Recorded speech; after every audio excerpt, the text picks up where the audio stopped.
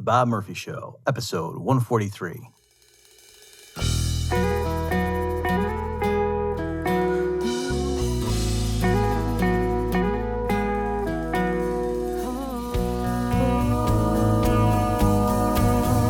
There's a tidal wave coming.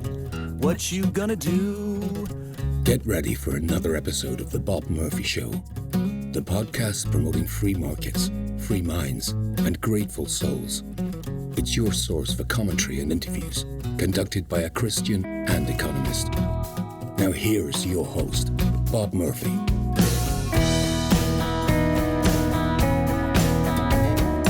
Hey everyone, welcome to another episode of The Bob Murphy Show. In this one, I'm going to be talking with Eric July. And let me mention, I had alluded to this back a few episodes ago when I did the introduction for my discussion with Dan Sanchez. Eric and I are going to geek out on superhero stuff, and I asked him his take on the fascinating question of why is it that the Marvel movies do so much better? Why are they just making better movies than the DC ones? And what's interesting is Eric gives an answer that is the exact opposite of what I said when Dan Sanchez and I were discussing this. And the more I thought about it, the more I realized, yeah, I think Eric's actually right. All right, so I'll just tease you with that, so keep your ears open for that.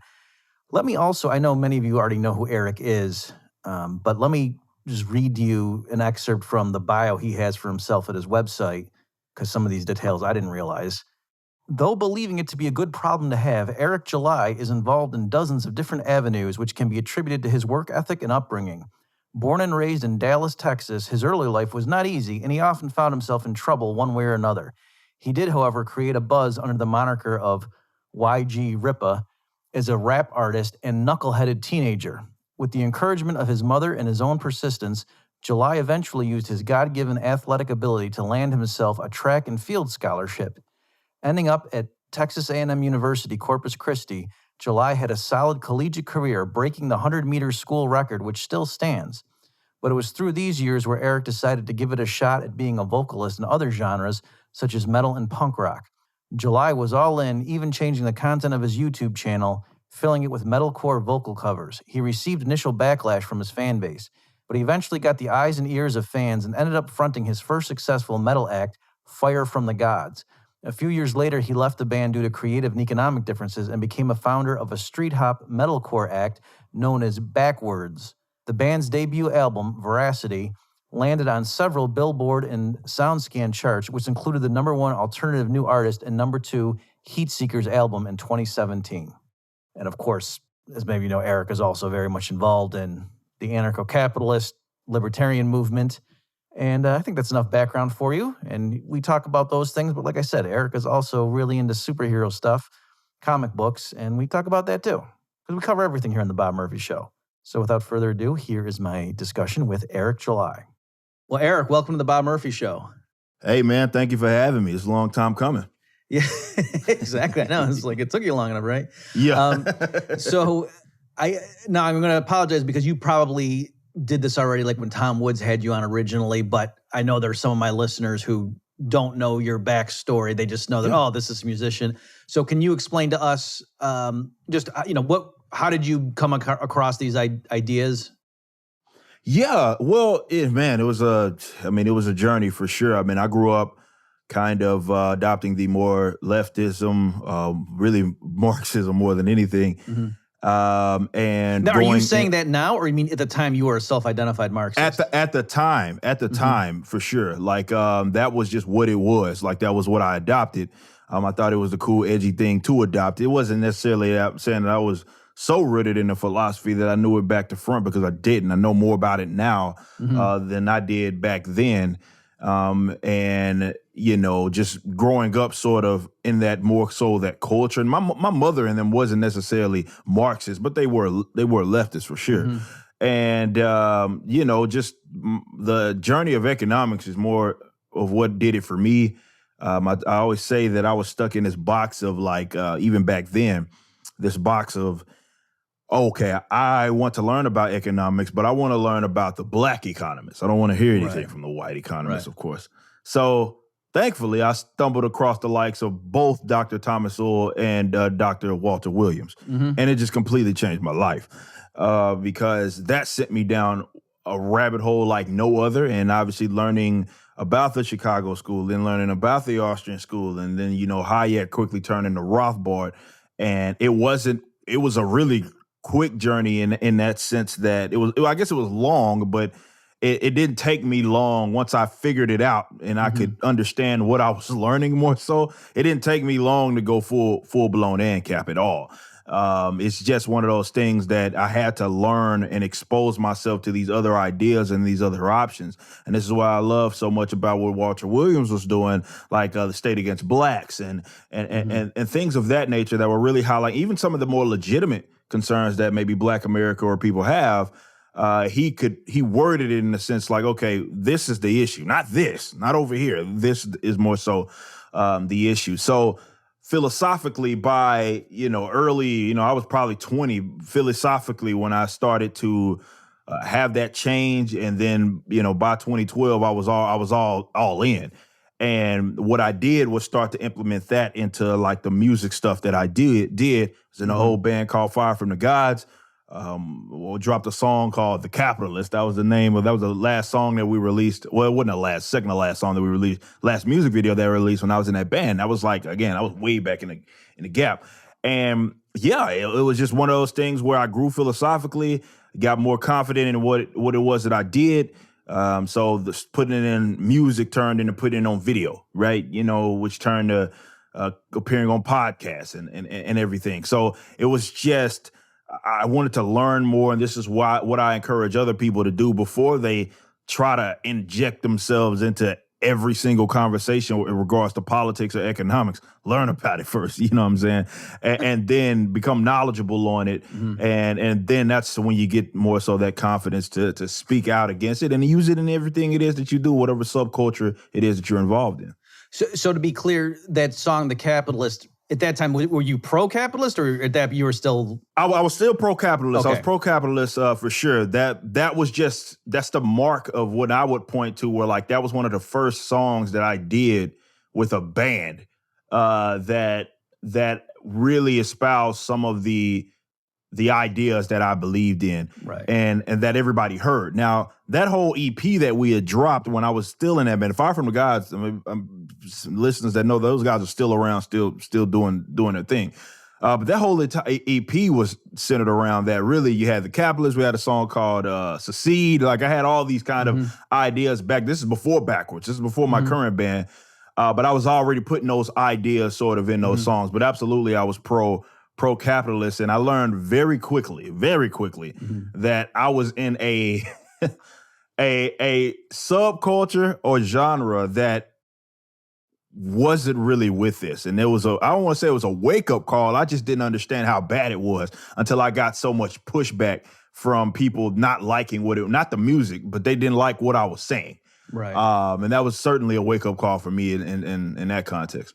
So can I ask, before your conversion from reading all these free market or economists, was your music political, or it wasn't political and this made it, or like were you doing? Yeah, well, I had made music that touched on like the more social political thing, not more so the economics at all. It was just more of the social economic stuff was more so what I touched on.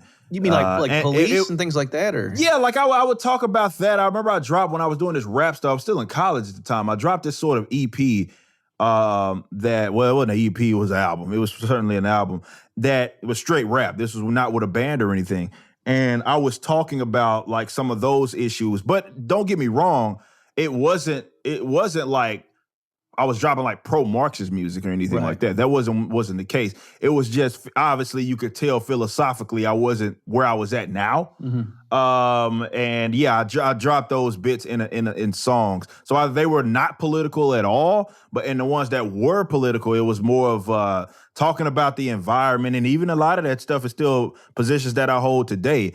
Like I had a song called like I'm nobody's victim. That was the name of the song, and I was talking about responsibility and for some of the things. I grew up gangbanging, and basically taking responsibility for the things that I was doing, tormenting my own neighborhood and tormenting my mother as well, putting her through hell. and doing some of the crazy stuff that I was doing. So that was more so what it was. It wasn't nearly as on the nose as some of the music maybe was when I joined Fire, or definitely backwards. But it certainly wasn't. I wasn't dropping like strictly pro like leftist music or anything like that. I wasn't really that political, to be fair, with my music back in the gap. Okay, so then just to return to what you said a minute ago, that you were saying that it was like you knew there was probably like a leftist bias in your genre of music, but you didn't realize how bad it was until you tried to break free, and then you saw the pushback? Most definitely. Like, I knew that was some of the ideas that they adopted, but this was unlike anything I could have ever anticipated, because you're talking about people really being like aggressive online and telling me about it. It's like how much they were against it. Nobody really, for the most part, knocked me like in person or anything. But I did get instances where like my band members that, cause I joined Fire, I joined that band, like the band, I kind of changed it a lot really. Cause the band was a deathcore band before I joined it. When I joined, we kind of changed it into more metalcore. I was doing more singing, obviously, and they didn't have clean vocals back with the old band. So, but you did have people that were fans of the guys that were in the band, right? That knew them obviously before they knew me. And you could see how, more so what I picked up, and my bandmates talking like, man, so-and-so really had an issue with the lyrics to this particular song. And they were taking it out on, the other members, you know what I mean? And that. So I was seeing how it was impacting not only myself, but the rest of the band. And how people were really actively against it, and I just wasn't anticipating that. Even though I knew the bias existed, I just did not really anticipate that it was going to be that bad. Where it was almost like you had those individuals that wanted to straight up ostracize you. And I found out a little bit more of that when I created Backwards. How much you have people in the game that just want to make sure you see no success because of your politics. You get turned down to opportunities.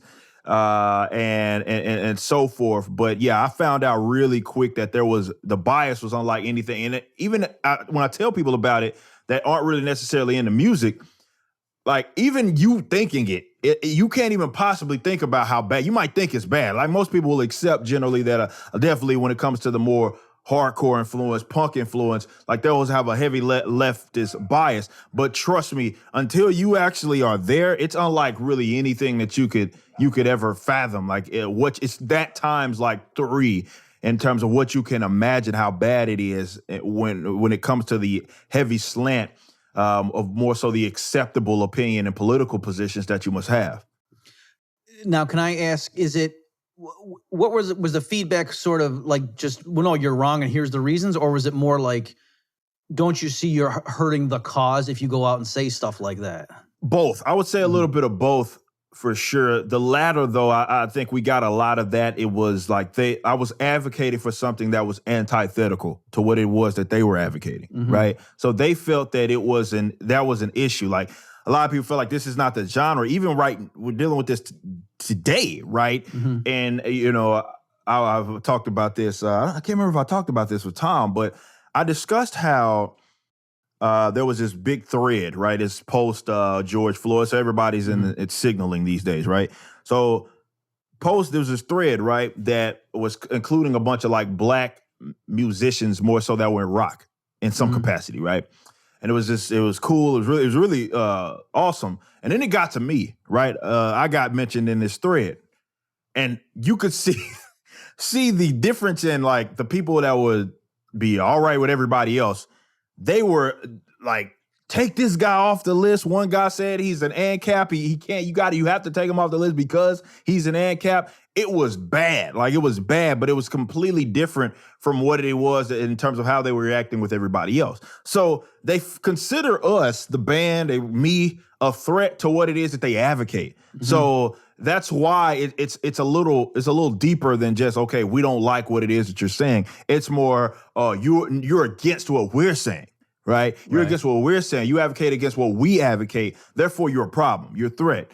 So, and they'll treat you like that. They absolutely treat you like that. And I'm okay with it. I love the challenge. But it's just, like I said, I didn't anticipate it. I didn't know it was going to be this bad.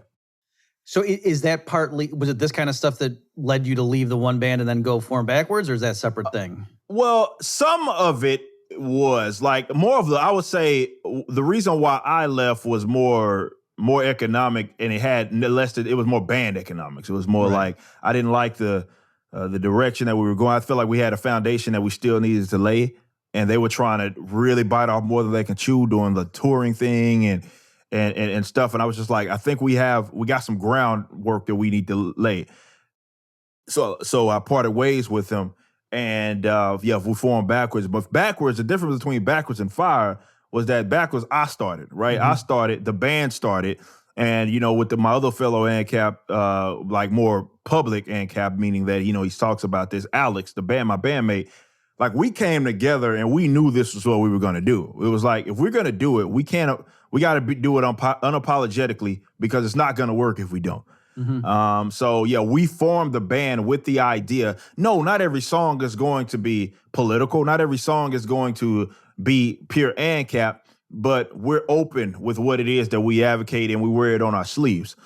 This is unlike any other band really in our genre in terms of having the politics that we have. Everybody else is suppressed. It's like, we'll go on tour with these bands, and like the band's drummer or something is like, man, I agree with all of what you say, man, but we can't say that. And it's more things like that because they're afraid. And I understand it. I just wish they wouldn't be, but I understand it. Like, yeah, you get a target put on your back when you do that. But Backwards, we came together. I think it's why it worked so well, because it was all put on the table before we even became Backwards. It was like, this is the direction that we're gonna go in.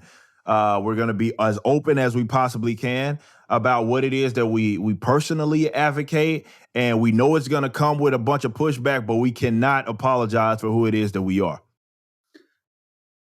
So is it true to say everyone in the band agrees with it, or some guys don't care either way? Absolutely. Okay. Like, not everybody is, like me and Alex, of course, are the guys that are rather open and more, like, we speak publicly about it. The other guys are, I would say, more apolitical than anything. Like, they don't really they don't care to get involved in that. And that's not to say that we agree about everything. Economically, of course. But sometimes on the social stuff, Brian, for example, I may not see eye to eye with him, but it's all in love, and it's all like, for the most part, we all are libertarians. That's really what it is. And it's specifically the guys that really, the brains behind the operation in terms of, like, the marketing and everything. Myself and Alex are actual, like, proud public ANCAPs that when we not in the band and we're talking about this, what I'm saying? The other guys aren't really into they're more apolitical. That's how I'm more so like they're libertarian, but they're more apolitical in the sense that they don't really speak publicly or anything about it unless they're with us about politics. They care about more other stuff. Which is okay to me. Right. So do you think you have actually like a better ability to engage with people on the left since you came from that? Oh, man. I would say yes. I have. Yes, me coming from that. And even existing, for example, in the genre that we exist in. Look, there's the pushback, like I mentioned, that exists. Of course it exists. But we plant seeds, and every show that I've ever done, for the most part, we get off the stage, we go to the merch table, and there's always the guys that come and say, hey, I didn't even know about this philosophy till I heard it from you, right? I didn't hear it, like, I didn't even know about it, and then I wanted to learn more, you know what I mean? And sometimes they don't get it that show, of course. They may get it 3 months, 3 years, you know what I'm saying, from now, where the seed actually grows. So me not only just being a former leftist, but more so being like, I really can't get away from them because I was born into that, but also in the genres that I perform in and other subcultures that I'm involved in with the comic book stuff. It's like I'm surrounded by these guys, right? And they hear me, they know I exist. They may not like me, but there's always those guys that are kind of on the outside, and they're like, well, that guy kind of has a point there. Right? I get emails, the band gets messages all the time about stuff like that. People wanting to learn more. And then I get to send them to the Tom Woods and the Bob Murphys of the world that have so many write-ups, definitely you yourself with, I think one of the bigger question is like privatized law, private law society. Like that's stuff that I can send them your work on that. And it's one of those things where I feel like I'm one of those guys that can kind of bridge a gap there because yes, I did come from that line of thinking. So definitely when it comes to more black culture, I have that going for me, but also just in the music and the genre and the culture that we're involved in, it exposes us to a lot of these guys. And yes, we do get that pushback. Yes, you gotta expect that. But you can always see that there's those couple of guys. If I can perform in front of 500 people, there's gonna be a couple of them at least that are like, well, some of what he said there it made a little more sense. Why don't I ask him maybe more about it? Right. And to me, that's what it's about, just planting it and letting that seed grow.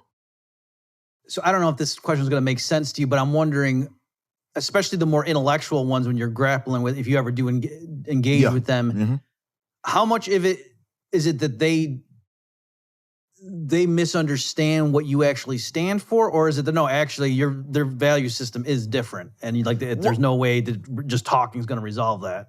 I think that with some of them, yes, you can't reason them out of a position that they got to by way of emotion. I say that all the time. But some of them really don't know what it is. Like some of them, they legitimately have no idea what it is. They don't understand what the philosophy actually is, which is why you get so many people that straw man it. They actually believe that stuff is the truth. They actually believe like these are the ideas that we advocate. So, sometimes, I can go into a conversation with someone and there's like, well, you said this, wouldn't that mean this, and that? And I'm like, no, it doesn't. No, it doesn't at all, actually. And this is why. So I do get those opportunities. And philosophically, I'm being completely honest, rarely have I gotten like really like people that are more so that just want to like have a discussion, more so an actual debate. You know what I mean? Where they feel like they're right and I'm wrong, and they think they can beat me in a battle of wits. To be honest, in our genre, I don't think I've had one person that's come up to me with that. I've had one of my old guys from my previous band. He wasn't in the band, but he knew me from being in Fire. And he asked me, there's another band that we used to perform with a lot. His is a big time, their front man is a big time Bernie guy, big time leftist. And he had asked me, I think he's the drummer of that band, if I'm not mistaken. He's like, hey man, I would love to set up a discussion between you and him. I was like, let's do it. And it never came to anything. But that was the only one time that I ever remember somebody at least trying to do that. For the most part, it's not that. Like definitely, I offer myself to a lot of these guys all the time. I'm like, you're saying this, you're saying that. I would love to have a live discussion with you. And almost all the time it gets declined. I mean, I'm dealing with that in libertarian circles, left libertarian circles right now. Right. In terms of that. So a lot of these guys, their position is dependent on, I hate to say it, the majority of the people that are around them. So they have the convenient position. A lot of them don't really know. A lot of them is just, that's kind of just what it is. They don't really know why they believe what they believe in. It's rhetoric. It's just talking points. It's not that they're actually, they got there by way of reason. This is why they have, most of them, I would argue, have an inability to even argue their position against someone. And they don't understand the other people that are critical of them. It's just straw manning. It's like, well, you are anti us, therefore, or anti our ideas, therefore you hate poor people. It's like, well, no, that's not my position at all. So rarely, though, do I get those types that want to engage with me to have a flat out debate. Usually it's more questioning, and they at least want to learn something about what it is that I believe in, or want to see if I can actually, if I have the capacity to actually, form an argument, you know what I mean, against some people that would, let's say, argue against me. So that's more so what it is. It's more conversational with those guys. But a lot of those guys, I think the reason that's the case is because they didn't get to their positions by way of any reason at all. Yeah, I mean, the reason I'm asking that is because I've noticed, like, somebody who's like a standard Democrat or something, they assume, libertarians, it's because they hate poor people. Like you said, like real silly, or, they're against public education because they don't care if kids know how to read or not, like goofy thing. But like in grad school, I really got into, I was trying to build bridges with like anarcho-socialists, and we were going back. And it got to the point where I realized, like, no, they just don't believe in private property, period. And it was, that was a very important like component of their value system is some people shouldn't own more than other people, period. And I was like, wow, that's kind of a fundamental, like they're not going to come over. There's no, it's hard. You can't bridge a gap there, like because they reject the bridge in its entirety because they are anti-private property. And this is why I've been having this conversation with libertarians to this day. It's like I understand, even Rothbard had to bump his head on this type of thing as well. You know what I mean? I understand this whole, we want to build these coalitions. I get it. But there are certain individuals that like they reject what is core to what it is that we believe in. Like private property rights, that's like fundamental. Like that's just fundamental. And they reject it. They reject it in its entirety. And it's very difficult to get through to those types because they're like, no, you're wrong on everything because they reject what we believe in at its core. And it's very difficult to engage with those guys and certainly even bother to get on the same page to try to make to a more freer society. And it's because they reject what it is that we believe in principle. So that's why I'm curious. Were you one of the few, or was it never, even when you thought you were a Marxist, that technically wasn't, you rejected private property per se? Was it more like... Well, no, when I was a Marxist, like I said, it was less educational. Like I didn't know what it is. I thought it was, Shea shirt wearing kind of, like, I got you, yeah. It's like one of those kind of guys. But the thing was, I bring this up, like, I was in college during, Obama, like that whole ordeal. And all it really took for me to want to even, like I did kind of mention the fact that, okay, economics was it. But it wasn't just that. Like that was the rabbit hole that I went down. But what made me want to even entertain economics was losing arguments, right? And it wasn't reason, though. It wasn't like they were reasoning me because I thought I was right and I just thought they were stupid, hated poor people, hated black people type of thing. But it was more so I got shamed out of the position, right? I got shamed into having to learn more because I'm like, damn, I can't keep making a fool of myself engaging in these conversations. I need to go learn more, right? That's what incentivized me to do it. It was less about that person that I was arguing because I argue with like college Republicans and stuff. And it was less about them beating me. It was more so about the fact that I was losing. And that was more what it is. Like, I didn't care to adopt their position. I was like, I need to learn more about what it is that I believe in or what things are and not necessarily what I want them to be, how they are, and kind of going from there. But most definitely, like, I would say it was because of that more shameful element, because of how I felt, it was less reason. It wasn't necessarily like I reasoned that person. Like I connected that person, someone connected the dots for me that I was arguing. And that's how it wasn't that. That wasn't necessarily what got me there. Yes, reason helped, but it was more of the fact that I was losing arguments and I was shamed out of my old position to learn about positions in general, learn about economics in general. And obviously that sent me down a rabbit hole. And now I'm obviously logic is how I got here. But I would argue for a lot of people, and this is why I know a lot of libertarians hate to hear this, like a lot of people get to their positions by way of emotion. And it's very difficult to reason that person out of a position. And this is why I think culturally, this is why, for example, me engaging in music is something that's very helpful, because a lot of people will listen to that stuff and they can hate us a lot, but a lot of, even the people that exist in our genres know that we get down, right? They know that we can play. They know that we have we got talent, right? So they can't deny that. But I always call that like a communicative barrier, like it's communicative ice, because I've now exposed a party of people that just, they're bobbing their head, they're moshing. Like I've exposed these people to something that they previously wouldn't have ever even thought about, but more so probably would have went out their way to avoid. But because I packaged it in a way that they were able to digest it, and I had that, it was more of an emotional connection more than anything. And that led to something else and led to a larger conversation. So like I said, it's going to be very difficult for me to just talk to someone unless they got to their position by way of reasoning. Maybe there are leftists that did. Maybe there are leftists that did. They connected the dots and they took a wrong turn somewhere, but they may have got there by way of connecting said dots. I think those are going to be the more ones that are most responsive to that more modern libertarian message. I just don't believe that it's that many of them.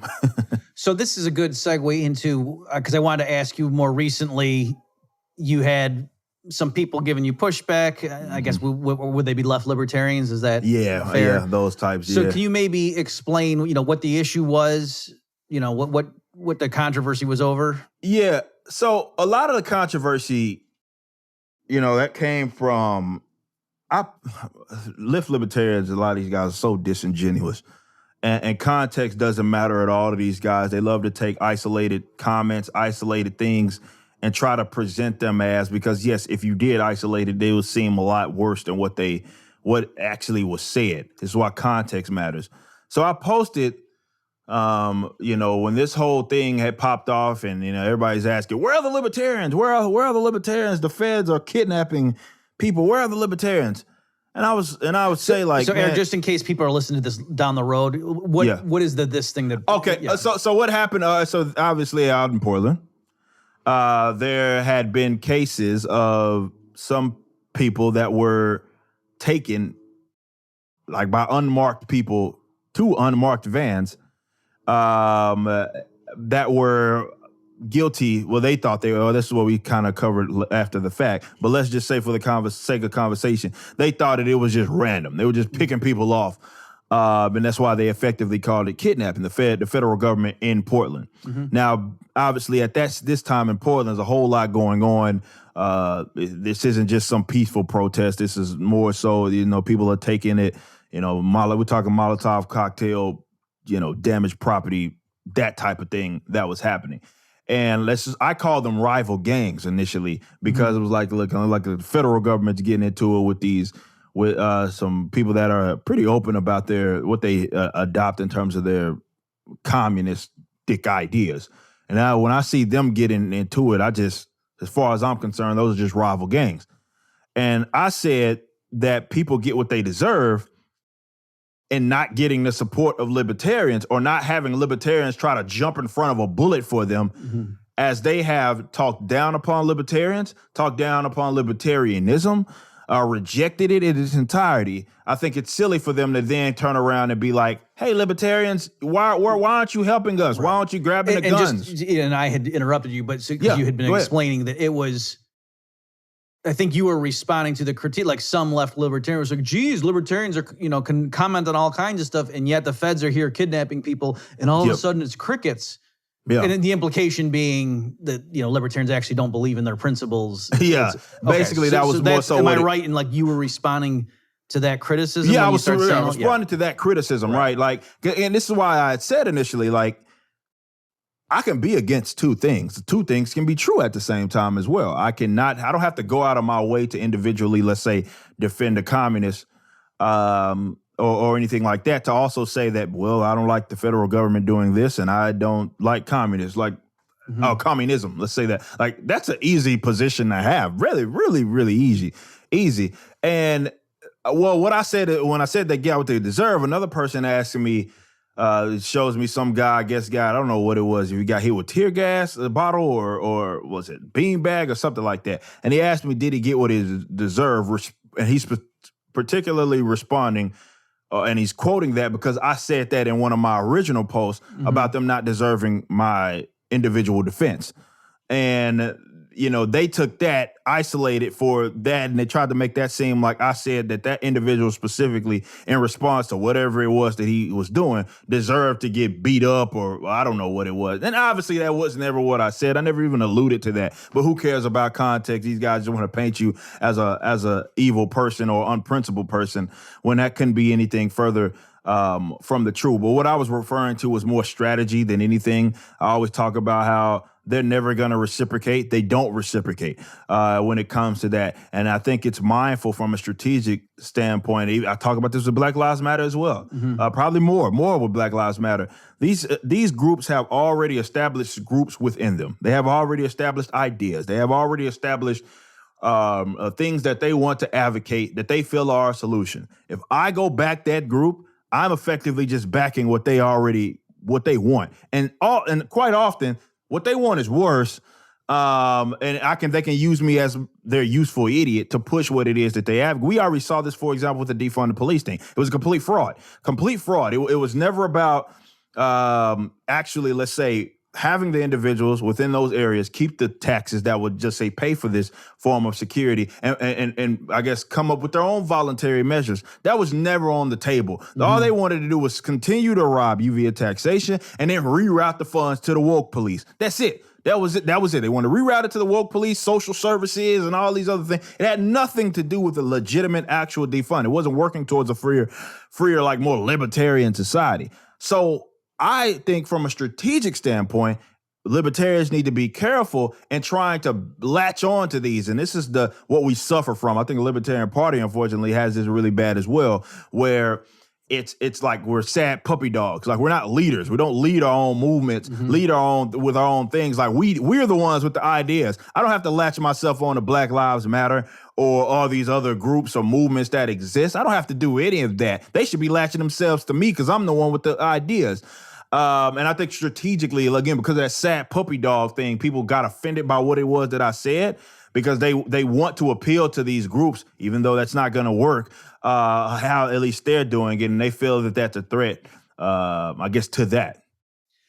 Right. So I think, again, in case for people listening to this down the road, so recently Joe Jorgensen tweeted out, saying it's not enough merely to be not racist. You got to be actively anti-racist, and then hashtag Black Lives Matter. So a bunch of us, I know I did a little bit, Dave Smith, of course, were criticizing it. And my point was, I understand the desire to reach out. And my point was, she could have just said the standard libertarian positions on like drug legalization, competition, get rid of public schools, get rid of minimum wage laws. Those things would all revitalize the inner city way better than, reforming the police, which everybody is for, and it hasn't worked in decades. So why don't we try something new? And hey, guess what, everyone? This is standard libertarianism. And like you're saying, instead, it seemed like sort of just an insincere, I'm not saying insincere, but it could have come off like that. Because like Dave said, this is something Citibank or Bank of America could have tweeted out. Yeah. And you don't think the major corporations it's just latching, it's like latching on to their thing. It's so weird that was the direction that they wanted to go, but it's not effective. It's just simply not effective. This is not going to get them to, let's say, adopt our ideas. And I talked about this with Maj and Larry Sharp too, like my story and Larry Sharp, about how, look, you can talk to them. I'm not against anybody talking to those groups, having debates, having discussion. But and Camille, it's funny, like most of the black libertarians, like Camille Foster as well, he was like, why even do that? Like, what are we doing? And like all the black libertarians, like, why do that? Like, why engage? And they're trying to signal to black folks, and the black libertarians like, no, we have the ideas behind us. This is not necessary. You put it perfectly. Like, all she had to do was appeal to this same thing Dr. Walter Williams had been doing for years. It's like, we know there are policies when it comes to these inner cities that are detrimental to their advancement, detrimental to their economic growth. You can just give the standard libertarian solution to that. You don't have to adopt their rhetoric. You don't have to adopt their slogans or anything like that in order to put those ideas out there. It's completely unnecessary. It's unnecessary. But they actually believe that, okay, this is going to get them to support us. That's not how it works. Definitely for something like Black Lives Matter, it's already established, man. It's already established. They already have their groups within it. They have the groups that fund their movement. Like they have a base of individuals that want to use this, let's say, to lead in a policy change. They already exist. There's nothing that you could do as a libertarian to try to hijack that and then make it libertarian. Like it's too far down the road to get that. And from a strategic standpoint, I would love for them to be more mindful of that, because it's this like sort of weird signal, like kind of appeal thing where they're like, yes, I have to do this because if this is the right thing to do. If I don't do this, they won't support me. And that's just completely bogus. Libertarians, we have the ideas behind us, and I wish that we'd act like it. I wanted to circle back and just give you a chance to explain, because the person who's not familiar with your professional success might have thought, oh, Eric must be struggling, but actually your Backwards is doing quite well. Yeah, no, Backwards is, oh man, more than well. Like, more well than I ever could imagine, because we went the route. I learned a lot being in Fire from the guys. The other band members had been in other successful bands as well. And we learned a lot about the industry. And, we went into it going fully independent. Like, and by fully independent, I mean we own our publishing. Like, this is what we do. And we're reaping the economic benefits because of it. Backwards, that first album, you look at the sound scans that week it dropped. We had we were the number one alternative new artist, number 2 heat seeker album on Billboard charts. We were like top 20 with rap, and I believe in the rap charts, like hard rock charts. I think we top like 6th in the hard rock chart. Like, we did incredibly well. I know our haters hated that. They absolutely hated that, because they want to put us in this kind of like, we're like this niche kind of thing. It's like, oh, well, the only people that listen to them are all just other libertarians. It's simply not true. It's simply not true. We sell too many records for that. But yes, Backwards is seeing a lot of success, in addition to the other things that I do, but we're seeing a lot of success. Hopefully we can gear up for this. We don't know when the second album's going to drop. I know everybody keeps asking. It's like, dude, this COVID thing kind of derails everything. So one of my supporters had asked me to ask you, do you think you're linking the music with the overt political messaging? Do you think that helps you or hurts you? Is it the kind of thing where, oh, we could have gone further, but we got to do this for the cause? Or is it actually, no, you hit the sweet spot where it helps? I think we did hit that sweet spot, but there is absolutely merit to the idea that if we were not that, if we weren't what we weren't, we probably would have saw more success. Now, also, I have to think to what do we have blended in? Like, you know what I mean? What are maybe not with our style, but let's say if we just were having the same old generic kind of music, very vague type of thing. Like, what do we have blended in? What do we have taken off? Like, 'cause a lot of us taking off had to do with people feeling refreshed about the fact that we were making this music. You know what I mean? Like, libertarians listen to music. Non-leftists do listen to music. You know what I mean? And we got that whole base that existed because of that. You know what I mean? In addition to the people that were listening to us in like previous bands. So I think we hit the sweet spot because we mixed more so the fact that we were going to be independent with it. I think I could understand where if we were just like, if we wanted to go the stereotypical, like, okay, you got to sign a record, sign for a label, go through all of their mediums, all through their channels, all the gatekeeping that they participate in, go through all of that in order to be successful, then I could see where that would have been a problem if we were vague and we weren't open. But I think we got a little bit of both worlds, right? The music was good on its own, and I think it actually helped us to be as open as we were, because it did open up opportunities that came from, let's say, people that were non-leftists, right? And then we could also schedule shows and stuff around it. For example, we did Pork Fest, right? And, we do Pork Fest way down in New Hampshire. So we did Pork Fest, but, we did a route up, we did a route back. You know what I mean? And the shows were awesome. So it's just little stuff like that. Also being able to own our own narrative. We don't have to go through these. And I think that's why a lot of people don't like us, is because they actively, and by they, I mean and people within our industry, actively tried to suppress us, and they just couldn't do it. They just couldn't do it. Internet is a crazy thing these days. Like, you'd be surprised what all you can accomplish that you couldn't accomplish even 10 years ago, right? The amount of technological advancements that exist now that allow us to, like, between the streaming and all of that, just really allow us, we don't have to go through the channels, the proper channels anymore. We don't have to jump into a 3-album, 4-album option deal. We don't have to wait for our label or our agent to sit up here and book us shows. We don't have to do that. We can just do it ourselves. So I think we hit the sweet spot. I think we really did hit the sweet spot. But yes, by sweet spot, I want to be very clear that, yes, we have lost out on opportunities because of our politics and stuff. But I think the gain has just been more worth it. And I suppose it might sort of be like a false dichotomy that this, like, you couldn't have written, like, you wouldn't be excited writing songs about stuff you didn't believe in. And so the music probably wouldn't have been as good. No, absolutely. Like, it wouldn't have been as good. It wouldn't have been like as passionate, because even the people that maybe disagree with us, a lot of people that respect us because we are like, it feels like, this is what you think punk rock was about, right? It feels that way. It feels like, okay, these guys believe in what they believe in. Yes, you wouldn't have got that product. You wouldn't have got veracity, right? If we were kind of the same old milquetoast, generic band. Yeah, and you're kind of reminding me, I remember the career advice, because there was a period for like PhD students who liked Austrian economics. There was different advice, because some people would be like, oh, have it be stealth. Do your regular papers, do econometrics, blah, blah, blah. Get to a regular school.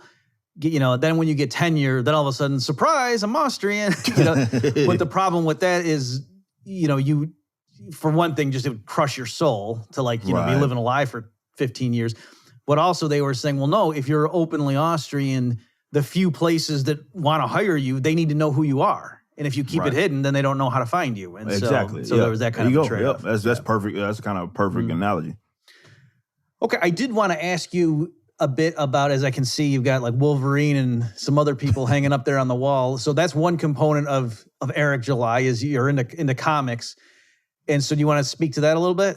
Yeah, I'm a big comic guy, and over the recent years, I have been able to, really using the platform that's talking about all the other things, whether it be my YouTube channel, and really letting people in on that side of me. I'm not just, a hard, what all the time, talking about politics and everything. That's not who it is. I'm a video gamer.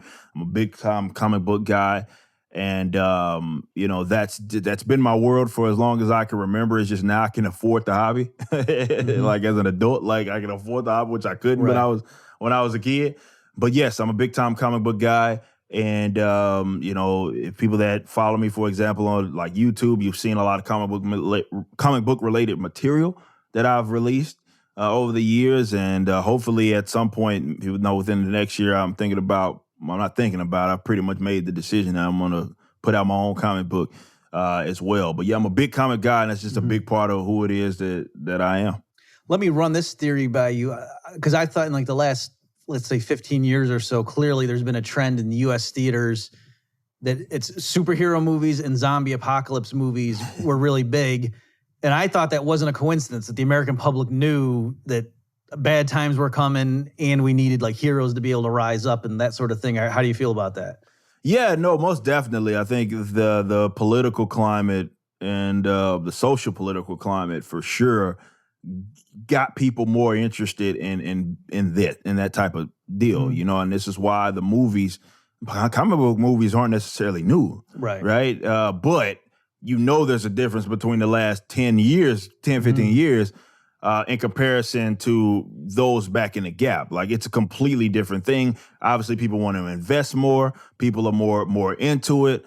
And that, to me, it does speak to that heroism and what people want out of individuals to be great and be something bigger than certainly themselves. And what better way to sort of depict that than comic book characters? Is that's modern American comic books. That's what they really personify more so, as the characters. In that it's generally they are bigger. They strive for something bigger than just themselves. You deal with this with Spider-Man and the likes. With Spider-Man, it seems like no matter how much he helps, people don't appreciate it, and it's that kind of thing. So and that's what I've loved about comics historically. I think unfortunately a lot of people think that maybe not as much as they do now, but certainly there was a period of time where people thought that it was like for kids, what I mean? And that couldn't be obviously anything further from the truth. I mean, I would hope you're not having some of these stories, these Batman depictions. I would hope your kids actually aren't reading those because they can get really dark, like really, really dark. But, in some cases, I was speaking with the Saska sisters. They do a lot of horror films, and they also wrote not the recent Black Widow run, but a Black Widow run in the comic books, a limited series. And I got to talking to them about some of this, and they were saying, it's maybe a positive thing, which they kind of put me on game, but like that, youngsters were reading it because that's how they kind of learned about the world, and so forth. But yeah, there's a lot of misconceptions around comic books and them being for kids, and that's not how they ever really have been wrote. Or anything, and I think there's a lot that individuals, definitely in terms of escapism. I mean, there's a lot for people, to read out there, and you don't have to read the new stuff. It's stuff that's been wrote for 30 years. Well, yeah, I vaguely remember when I was watching the X-Men cartoon as a kid, and how the regular society would pass laws against the mutants and stuff, and I remember being kind of shocked, But the X-Men are the heroes. How do they not? Whereas in DC, it's more typical that the public loves Superman and whatever. You know what I mean? Whereas I guess part of understanding how the world works, that realism did it percolate through that route. So I was reviewing some of your stuff. I saw him at the time but I went back and looked at him. So for the Captain Marvel movie, if I recall correctly, it was neat because your review, you had three things, like you were saying, if you don't know anything about it and you just watch it as a movie, it's okay. You're probably thinking, all right. And then I think you said if you just know the MCU, the Marvel comic universe, what is it called? Marvel comic universe? Marvel Cinematic Universe. Marvel Cinematic Universe. So if you just saw the movies about Marvel stuff, also not, okay. But then you said if you're someone who's read the comics, I think you said it was a crime. Is that the word you used? Yeah, it's a crime. So briefly, what was so criminal about that for those who read the comics? Where do I start? With that movie, it was so much wrong with it. Look, imagine this. Imagine you talk about a character, or you talk about characters that are within it, in an upcoming movie, and then you get people hyped up.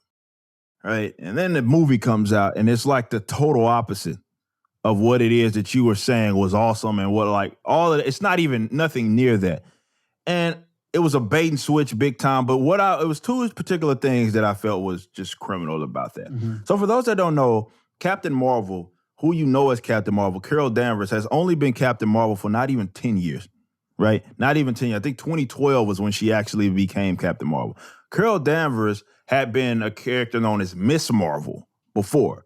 And she's she's just a female version of a previous character that existed by the name of Marvel, who is Marvel's Captain Marvel. For those the old school fans, yes, there's a difference between Marvel's Captain Marvel and they don't call him Captain Marvel anymore. They call him Shazam on the DC side, but we're talking about Marvel. So Marvel there's so much history involved in him. This is where you got really Thanos, his first kind of big battle with Marvel ever happened in Marvel's Captain Marvel's comics, right? OG Captain Marvel. Now, Marvel also passed in 1982, and they've kept him dead. This is one of the few characters that they've killed off and kept him dead, but it was a big deal when it happened. So you can get it was one of Marvel's big first big graphic novels, and it was called The Death of Captain Marvel, and he basically dies from cancer. And it was a really big deal when it happened. So that character it's a lot of history involved in him. You go to the movie, right? The movie, first of all, the movie has Marvel being a woman. Mm-hmm. And it's not even anything like the OG Captain Marvel in Marvel. So that in itself, I had an issue with. But also, Captain Marvel, the second Captain Marvel to exist was a black woman by the name of Monica Rambeau. She's not connected to old Marvel like Miss Marvel is. Miss Marvel was connected to Marvel, and that's how she got her powers and all of that. She was basically, again, she was female Marvel, but her name was Miss Marvel. It wasn't Captain Marvel. There was another Captain Marvel who popped up by the name of Monica Rambeau, and Monica Rambeau was in this movie, but she was limited. She was a kid that basically looked up to Carol Danvers. I was like, wait a minute, what? Nothing ever like that happened in the movie. Yes, Carol Danvers was created before, or had her first appearance before Monica Rambeau, but they're not far removed from having powers, because I don't think Miss Marvel got her powers until the late 70s. In 1982 was when Monica Rambeau came up. So they were probably like 4 or 5 years even removed from having powers. They didn't know each other. They're not connected to each other or anything like that. She doesn't inspire her. In fact, Miss Marvel knew nothing about even Captain. She'd only heard about Captain Marvel because people were calling her Captain Marvel, and people was like, I think the Thing from the Fantastic Four told her like, hey, there's another one that used to, a person that by the name of Captain Marvel that existed. They have no connection. Their power bases are completely different. So I took issue with the movie and the fact that it took those two characters and just derailed them. And it was all for the sake of boosting up this character in Captain Marvel. And Marvel has made it abundantly clear that they are all in on her. She started popping up in places she had no business popping up in even the comic books when she became Captain Marvel. So they were all in on that. But with those two characters and you know the history of them, like, I mean, Miss Marvel, not Miss Marvel, Captain Marvel, she used to be the leader of the Avengers. She was a big deal back during the 80s. And for them to limit her to someone that looks up to Carol Danvers was just an absolute crime to me. Mm-hmm. Okay. And you Absolute also were crime. getting into, like, you were speculating on part of the motivation was like to get the girl power stuff, and that was the way they were doing it. Of course, like that was pretty obviously. They wanted a female character to be in the Marvel Cinematic Universe that had powers, that was strong. But the problem with it is that they were dishonest with it. They were very disingenuous with it, and they didn't have to do it the way they did. Obviously, they already had a strong character in there, and a Scarlet Witch that's already in the Marvel Cinematic Universe. If they wanted to get behind one, they could have got with her. But there's a plethora of other characters that are way more preferable than she is. As Captain Marvel, at least, I would argue that Carol Danvers was tolerable as Miss Marvel, but they're now she's Captain Marvel. So for sure, that was what they wanted to do. They were obvious with that. You had Kevin Feige, president of Marvel Studios. I think he's even more than that now. Just lying through his teeth, talking about she's one of the most powerful characters in the comic books and will be the most powerful character in the Marvel Cinematic Universe. Like, they were all in on it. It was clearly an effort. The girl power thing was a real thing, but they didn't even do that good because there were way other female. They had one. They already had one within the Marvel Cinematic Universe that could have led the charge if that was the direction that they wanted to go. And they just took one of the worst characters that they possibly could do to do it, and then in the movie screwed up two more characters in the process. Okay, so that's interesting. So because I didn't know, you're saying Captain Marvel are they making her stronger in the movies than she is in the comic books, or is that not what you're saying? Well, no, like it's more so you're seeing the growth. They're trying to use the recent comic books to legitimize and cement her in the Marvel Cinematic Universe. Like what you're seeing, like again, this you got to keep in mind, like this is an 8-year-old thing, like right, like this is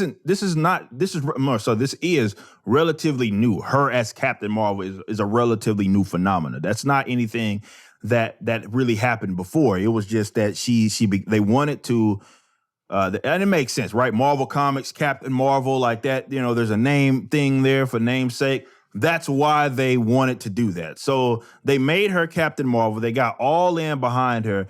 And like, she's powerful. Like, I'm not saying that she's like weak in the comics by any means, but the issue that I had with more so with what Kevin Feige was saying is that he was trying to like, because when you say she's the most powerful character in the Marvel Cinematic Universe, you're saying that she's eclipsing Thor and Hulk, which is she's not stronger than either of those. Like, that's not even up for dispute in the comic book. So yes, they are in a sense making her stronger than what she even is in the comic book, but there's also like they're trying to do this. Like, she now has a half Kree sister in the comic. It's all getting ridiculous as far as what they're doing with this character. Okay. And then going back to you also had the series on Who is Thanos. Mm. And so that one, I guess I wanted to ask, so given that they couldn't, you know, they obviously, there's so much detail in the comics, were you generally happy with how they translated that? Because it certainly is, as movies, they work. I mean, those were some amazing movies. Yeah, absolutely. Like, obviously, they got, I mean, pretty much every main storyline and arc in the Marvel Cinematic Universe. They at some point pulled it from the comics. That's what made it so good. Mm-hmm. Now, the recent deviation from that, you know, worries a lot of people about the next phase. But like from the Ultron thing, from all the way to the Infinity War, that all that is is a looser depiction of what happened in the comic books, which the Infinity Gauntlet arc in the comic book. Thanos put all that stuff happened in the book, right? Well, not all of it. The idea of him wanting to collect the Infinity Gems and snapping, depleting half the universe, all that happened in the books. So, it's one of those things where I was happy. I thought there was a lot of potential, though, that they missed out on. Yes, you're right. Of course, there's more detail. There's only so much they can do. But I would have thought, and I did a video on this, instead of the Captain Marvel movie, which just was a waste, it had no reason to exist. They could have came out with that with the next phase, because she's shoehorned and she doesn't impact really the storyline at all. She shows up at the beginning of the Infinity, the second, because you got Infinity War Endgame. That's what it is. So she shows up at the beginning of Endgame and the end of Endgame. No impact on the plot or anything. It's not like she defeated Thanos. Right. She had no reason to be there. But they set it up like that. That's why I believe it sold so much and why people were so itching to see it, because they set it up that way. It was perfect marketing. It's like, yes, we sandwiched this movie here between the biggest cliffhanger, because Thanos was successful in the Infinity War, and now we know that this is a movie called Endgame. If you want to know who's going to come impact this, you got to go see Captain Marvel. We said it in the past in like 1994, whenever they said that they said it.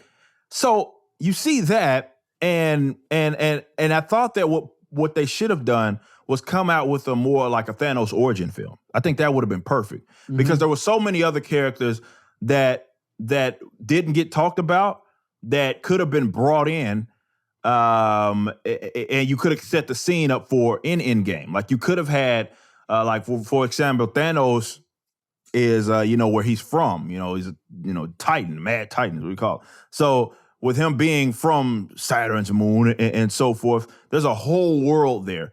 And that could have even been a way to sort of segue, even if you said that he was already dead, that could have been a way to bring in the OG Captain Marvel. This is why I think there's two characters that are so critical to his legacy when you think Thanos. It's Captain Marvel, the first one, and Adam Warlock. Neither of them showed up.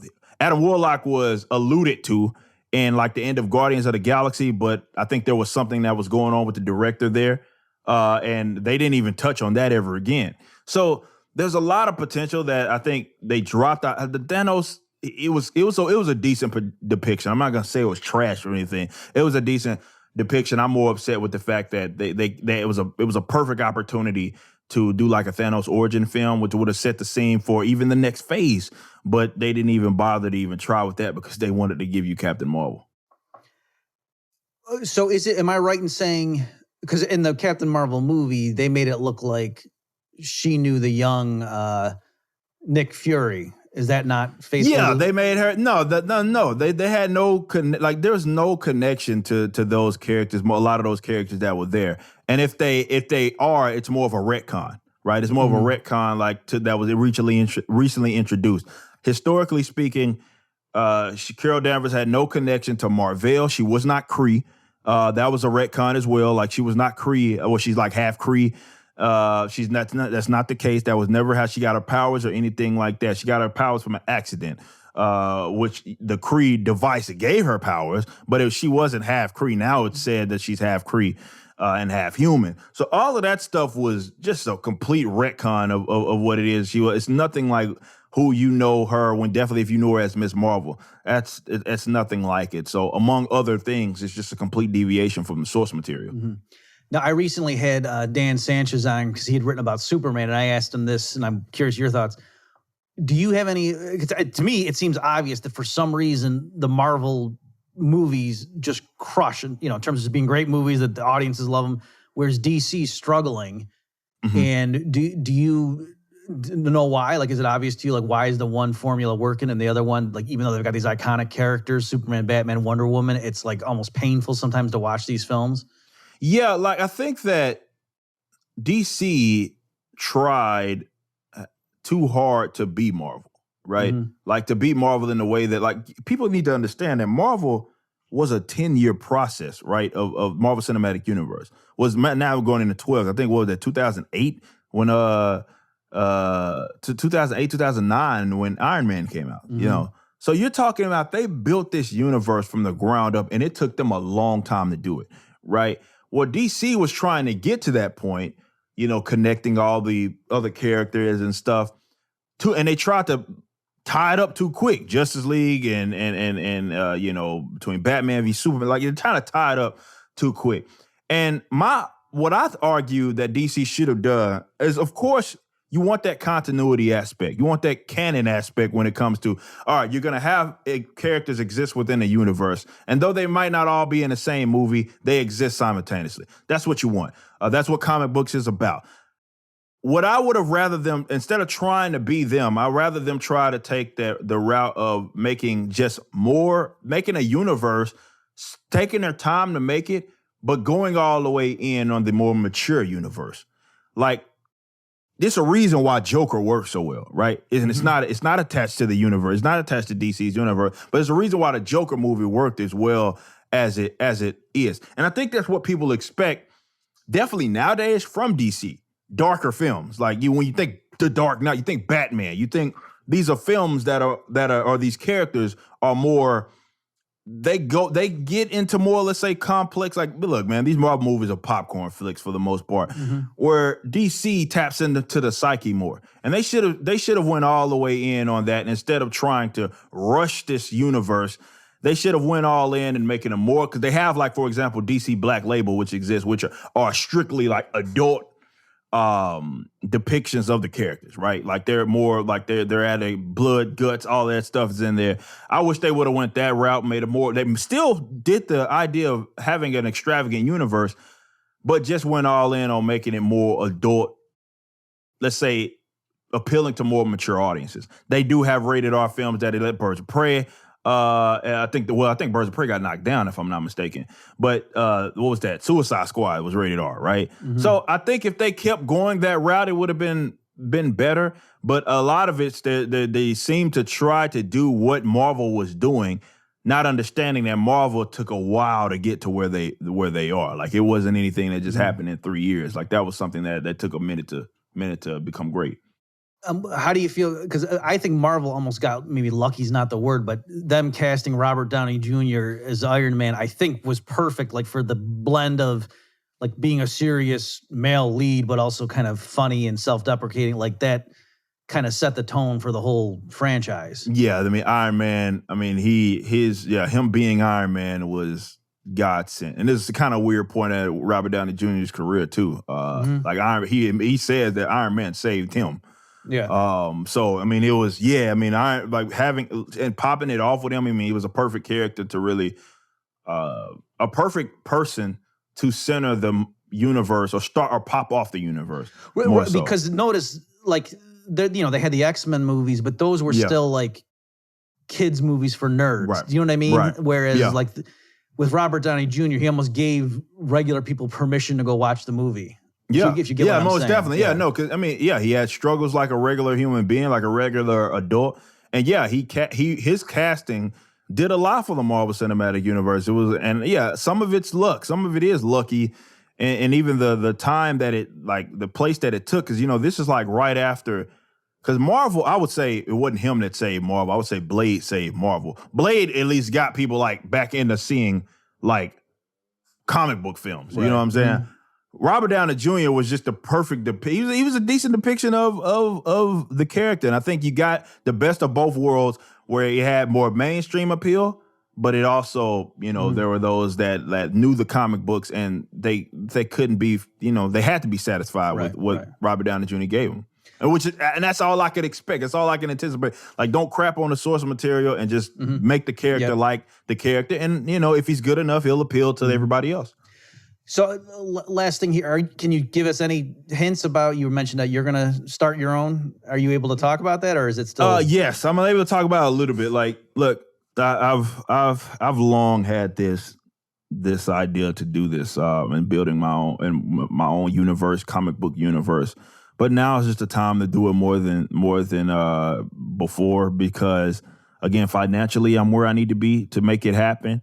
I have the following now.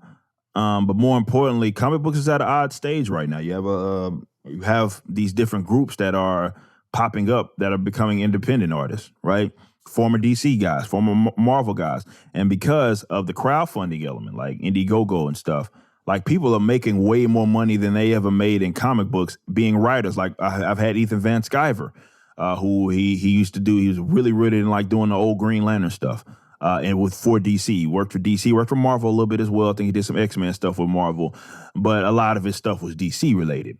And he made his Cyberfrog comic made $1 million, like on Indiegogo. Like, that's what you can go look at the numbers right now. I think he's one of the first campaigns to ever do that.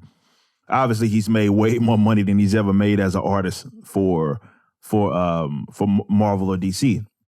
So the timing is great because people not only are looking to these alternatives, some of it's Marvel and DC's own doing, more so Marvel. Marvel's comic books in a tough spot right now. But and so the timing is great, but this is something that I've always wanted to do. Like, I've always wanted to see to give myself a shot at it. And the comic, you know, what you generally expect from a DC, you know, or Marvel comic classic stuff, you know, superpowered beings. These are all things that I'm going to entertain with the book. Hopefully I can I'm starting sort of the writing stuff now and getting that sort of hashed out and getting my team built as well for people that are going to rock this thing out. So it's going to take a little bit for me to do that, but that's something that's on the horizon, and that's a big time anticipation that I've always had. I've always knew I was going to do it. It's just now is the perfect time to do it. Okay, well, that's exciting. So, folks, if you want to see links to some of the stuff we talked about, it's bobmurphyshow.com/143. My guest has been Eric July. Eric, thanks so much for your time. Hey, man, I appreciate you having me. All right, great. Good luck with everything. Thank you.